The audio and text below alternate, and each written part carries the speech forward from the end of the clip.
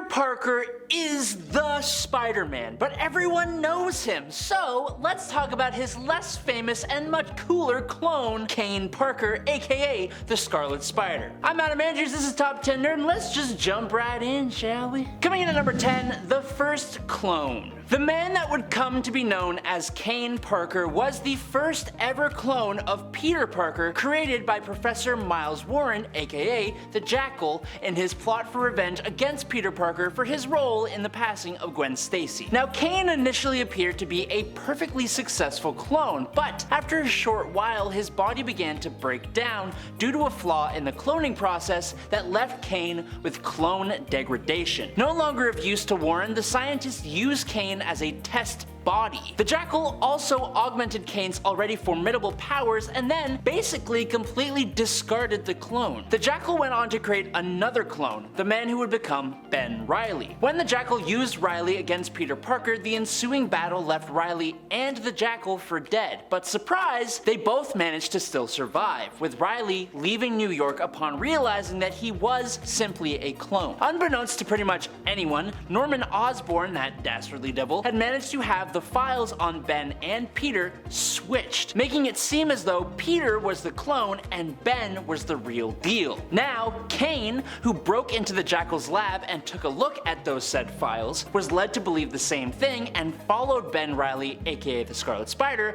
to Salt Lake City in his self-imposed exile. Number 9. Power difference. Now, due to his degeneration, Kaine noticed some differences between his powers and Peter Parker's. For starters, he has almost all the same powers as Peter, but they're actually amplified, meaning he's way stronger than Peter is. He has a precognitive sense as an amplified version of the classic spider sense as well. This shows Kaine flashes of the future, allowing him to be a step ahead in combat. Kaine also possesses an advanced version of Spider-Man's wall crawling ability, which by extension grants Kaine a special ability called the Mark of Cain, but we'll talk about that in just a second. Kaine is also incredibly adept at hand-to-hand combat, as you'd expect from a Spider-Man clone with precognitive abilities. On top of all that, Kaine also possesses a limited healing factor, the ability to produce his own silk webbing, meaning he doesn't need web shooters, a knack for connecting with spiders and other insects, and since he's a clone, he has an immunity to Peter Parker's spider sense. Number 8. The Mark of Cain. Like I just said, Kaine is also able to stick to virtually any surface and crawl across it just like a Spider-Man can. But for Kaine, his mental control over this ability has been increased so far that he can literally rip a wall down just by tugging at it hard enough with his palms. But more so than that, Kaine can channel energy endothermically through his hands, creating an intense amount of heat that can leave severe burns on a person or object through skin to surface contact. This is referred to as the Mark of Cain, and it is basically his calling card, with Kaine typically leaving the mark across his victim's face. This became a crucial part of some of his stories, being used to identify him as a suspect or even being copied by others to try and frame Kaine for crimes he did not commit. On the plus side, the mark allows Kaine to easily burn his long hair and beard to a shorter length without burning himself in the process, so free haircuts. Shame about the burning smell of hair though. Don't like that. Number 7.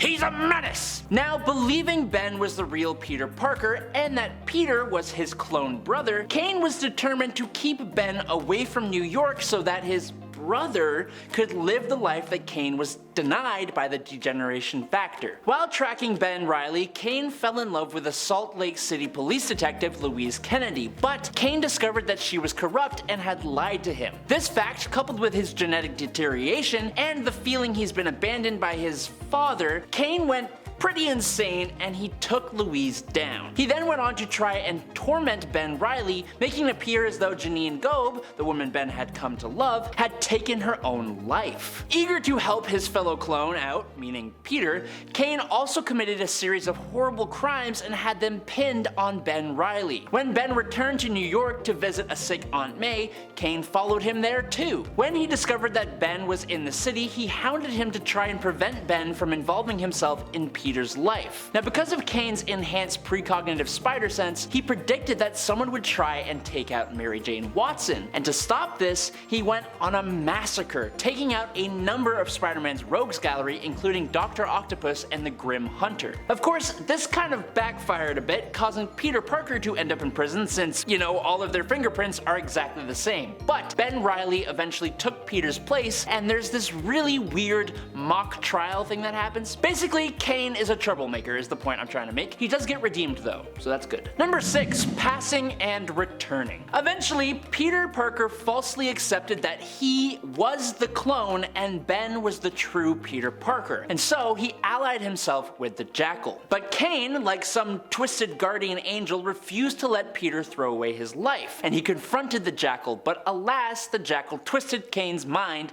yet again. Cain left, feeling rejected, and went back to Mary Jane, who taught him about all that power and responsibility. So then Cain returned to the Jackal's lab in time to help Ben in a battle against numerous spider clones. Cain surprisingly saved the Jackal from Spider-Side, but was then impaled on a masonry spike, ending his life. But don't worry, for some reason, the Jackal then placed Cain in a regeneration pod, and when that pod was next seen, it was empty. During Ben Reilly's time acting as Spider-Man, an event took place where some of the world's strongest fighters were pitted against one another in a fighting competition called the Great Game, all for the amusement of wealthy people. Ew. One of the game's main sponsors, James Johnsmeyer, found the pod containing the revived Cain and decided to initiate him into the competition. At the end of that story, Cain accepted Ben Reilly as his brother, finally, and turned himself in to the police. Number 5, passing and returning yet again. After the events of Dark Reign, which did include Cain but aren't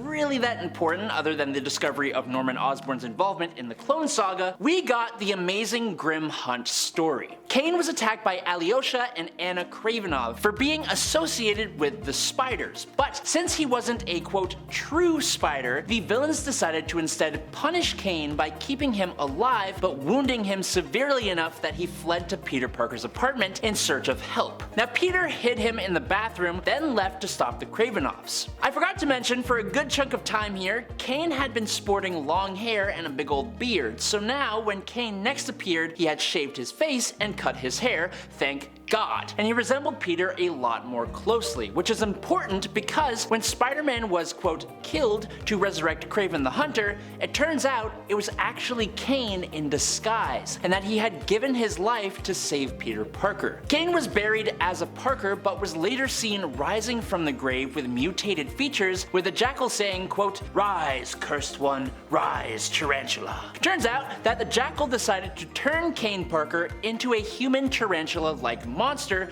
with 6 red eyes and 4 spider legs growing out of his back.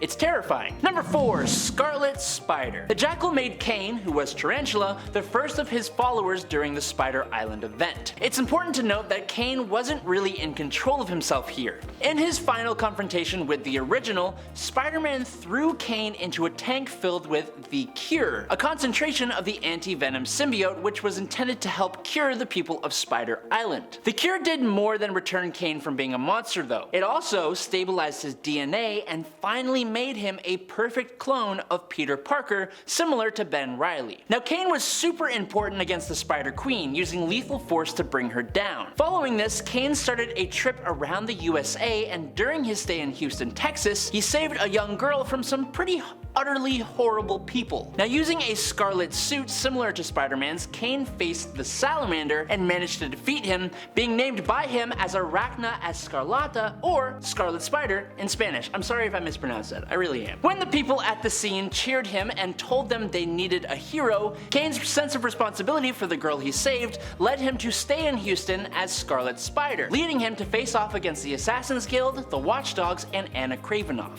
Number 3, The Other. Something that has been established more recently in the Spider-Man mythos is that all Spider-Man-like heroes across the multiverse are known as spider totems, meaning they source their spider powers from a powerful spider deity aka known as the Other. This made them a target for the Inheritors, who feed on the power these totems possess. This led to the passing of Spider-Man at the hands of Morlun. Now, Parker would be resurrected and was chosen as an avatar of the Other, but he would reject this. During a battle against the sick and twisted villain Carlos Lobo and his sister in Houston, Kaine found himself in the afterlife yet again, except when Kaine passed away this time, his body became wrapped in a cocoon made of spiderwebs, just like when Spider-Man had passed away. Just like Peter, Kaine found himself in a vision talking with the Other, who explained that it was the one who had resurrected Kaine after Kraven's grim hunt. It offered Kaine the chance to embrace its power, granting extra abilities that included retractable stingers and other monstrous enhancements, since Peter had refused. While Kaine initially refused the Other's offer as well, not wanting to become another monster greater than the one he already was, he was pressed for time as his friend still needed his help. He therefore had no choice but to willingly embrace the Other, being reborn with powerful augmented abilities and a much more arachnid-like appearance. As the avatar of the Other, Kaine became a central figure in number 2,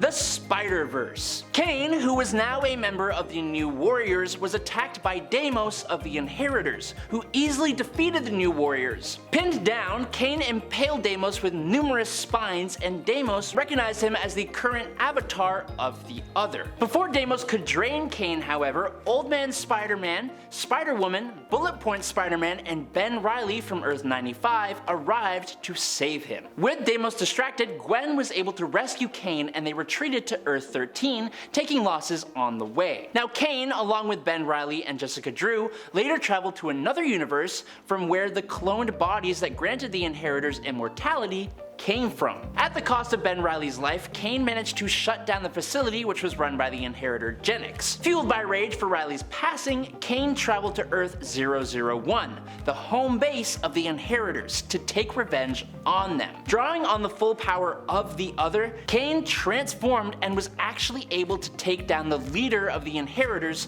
Solus, something that no one else was able to do. Unfortunately though, Kaine was seemingly defeated when Morlun used one of Kaine's own spider legs against him. Even though the Spider Army couldn't save Kaine, thanks to his involvement, they managed to stop the Inheritors once and for all. After all of the spiders returned to their respective universes, surprising absolutely no one, Kaine started emerging from his other form's corpse, resurrecting yet again. He would later be again very instrumental in Superior Spider-Man's Spider Team, who were able to finally defeat the Inheritors once and for all, for actually this time, and destroy the web of life and destiny. But that happens after number 1, the clone conspiracy. After Kaine resurrected and lost his connection to the Other, it seemed like Kaine had been given a new shot at life again. However, it was quickly noticed that his cellular degradation had returned. Kaine was recruited to keep an eye on a Gwen Stacy clone, but she was kidnapped and replaced by Spider-Gwen so that Gwen could keep an eye on the new cloning operation of the Jackal.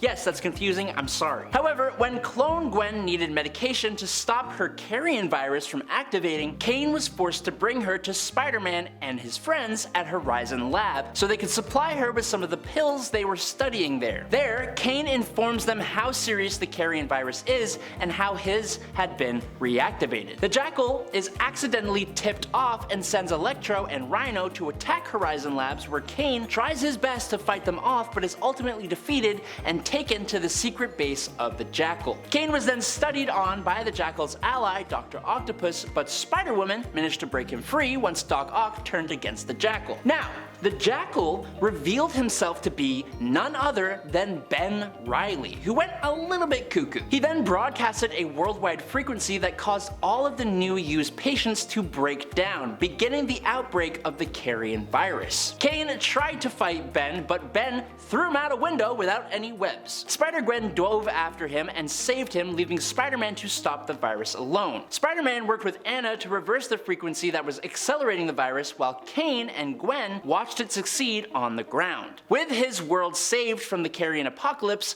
Kaine decided to hunt down Ben Reilly, whose apparent passing at the hands of the outbreak he correctly assumed had been faked. But unfortunately, I don't have time to jump into every single Kaine Parker story, so that is the end of the list. Thank you guys so much for watching today on Top 10 Nerd. I'm Adam Andrews. I will catch you all on the flippy flop. Peace out, nerds.